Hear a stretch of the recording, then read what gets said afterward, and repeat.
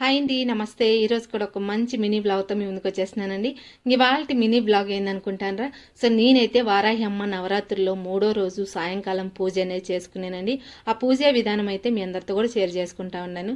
So first అయితే కన్నా ఇండ్లంతా కూడా మాప్ పెట్టేసుకొని గడప లక్ష్మికి అనేది పూజ అనేది చేసుకున్నాను. అలాగే అమ్మవారికి అయితే కన్నా ఈరోజు చక్కెర పొంగల్ అనేది చేసినానండి. సో అమ్మవారికి ఈరోజు చక్కెర పొంగల్ పెడితే చాలా మంచిదని నేనైతే చక్కెర పొంగల్ అనేది చేసినాను. ఇప్పుడు చక్కెర పొంగల్ అయితే అయిపోయింది. నేను అమ్మవారికి అనేది ఇంకా రెడీ చేసుకుంటా ఉన్నాను పూజ చేసుకోవడానికి. ముందు రోజు పెట్టిన పూలన్నీ కూడా తీసేసినాను.